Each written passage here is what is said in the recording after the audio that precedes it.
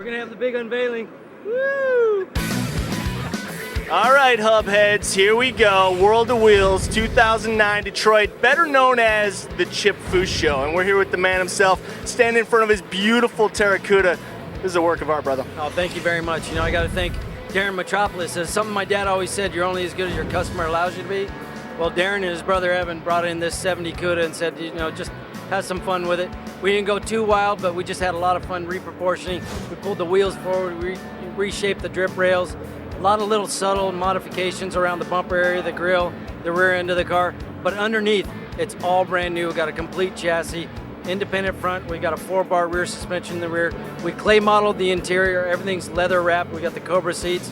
It's just a fun vehicle with a 6.4 liter Hemi, the 392, the new Mopar performance motor with a 5-speed Tremec. This thing is awesome on the road. You really got to see this thing in person to appreciate all the small touches on it. I mean, the interior is absolutely incredible. That, you know, the form and the function, you got really racy in there, but it's still kind of luxurious, you know? I mean, what was your thought process when you were going through that? Well, Darren actually had a Breitling watch that had an anodized brown kind of color face on it. And he brought that watch and he says, can we paint the car this color? And I go, wow, you know, it's really difficult to try and match a color like that with paint when it's a chemical on aluminum. But I said, yeah, leave me your watch for a day and let me play with it. So I came up with this color for him, but it took me about 6 weeks to do the color. He left me his watch, I did several samples, I knew kind of where I wanted to go. But then from this body color is where I came up with the secondary color with the stripe. And then we did the new artwork for the back, which was very 60s, early 70s Chrysler type graphic, but with the new motor, a new fish, and then the fish carrying this color scheme as well. And then bringing the leather into the interior. Instead of looking like a race car, I wanted it to look like a luxury car.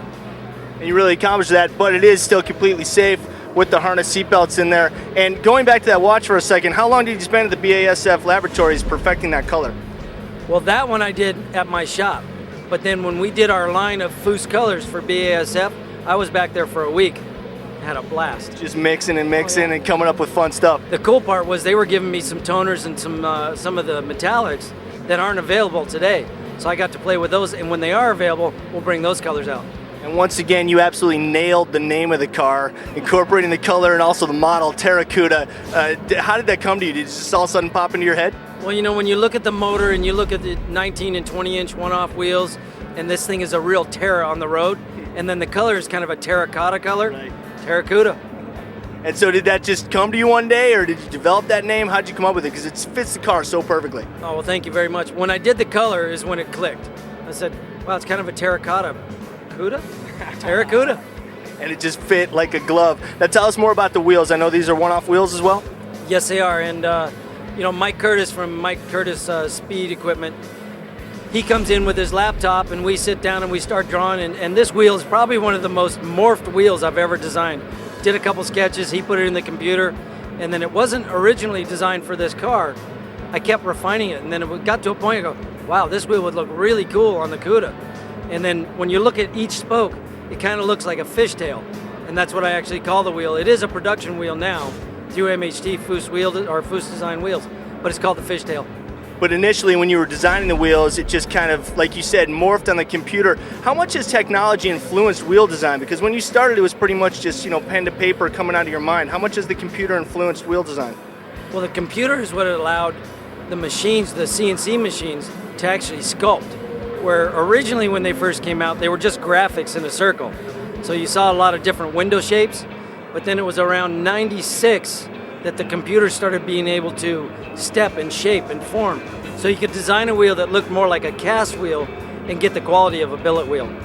Well, this thing, I mean, you know, when it debuted at the Playboy Mansion, it didn't quite do it justice because the lighting wasn't right, but these great lights in the Autorama showroom really make the color pop a lot. It's obviously very well displayed. You've got it up so you can see underneath as well, which is completely finished. It's amazing. I have another story about the Peterson or the Playboy Mansion, but we won't go there.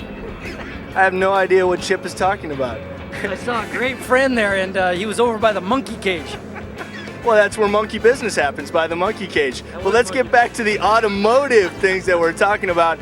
Now, obviously, you're the most busy man in hot rodding. What's next out of Foose Design right now? Well, we're actually working on a 65 Impala right now that I'm going to shorten that car 16.5 inches And the whole thought process is I wanted more of this type of proportion, like General Motors or Chevrolet was working with the Camaro proportions on the Impala.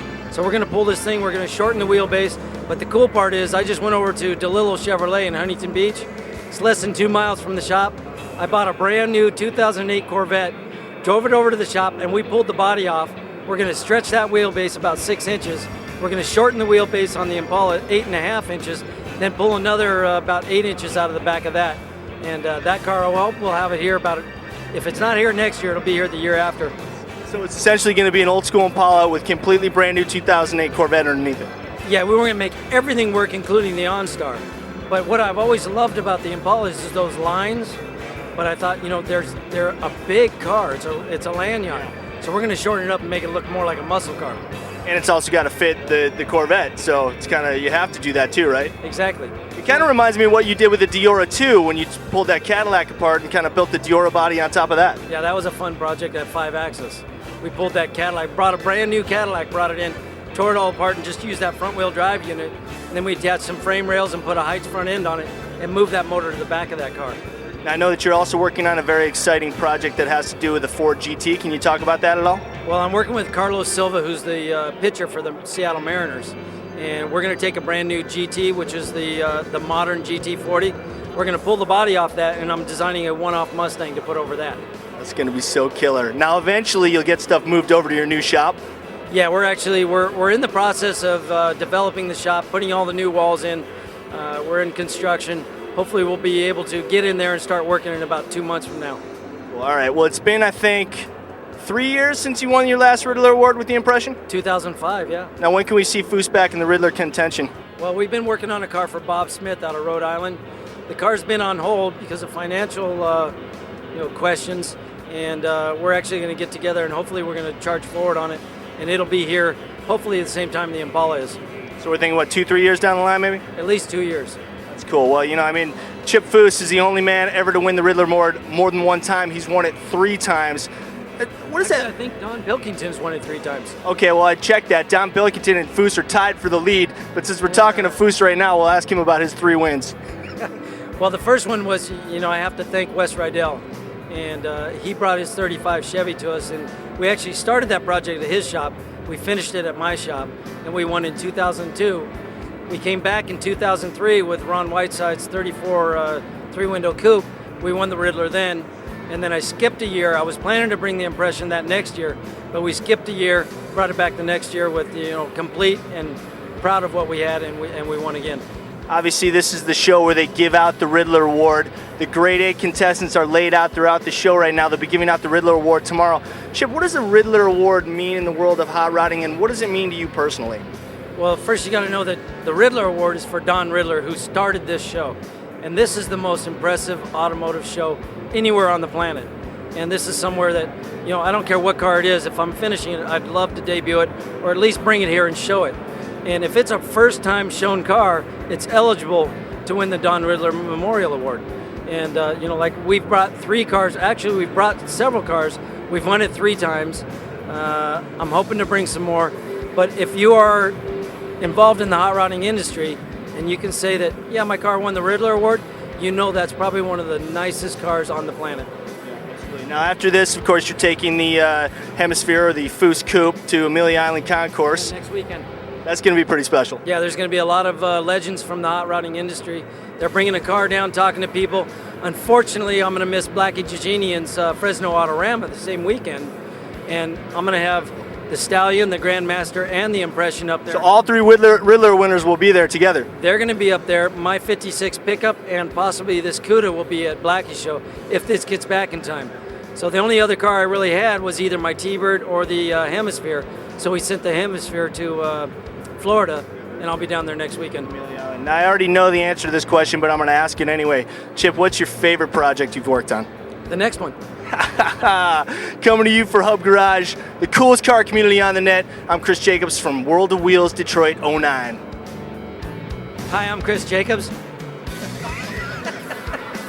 Anybody here a fan of Foose? Anybody here like the Terracuda? Hey, I'm Chip Foose here at the Detroit Autorama. You're watching Hub Garage.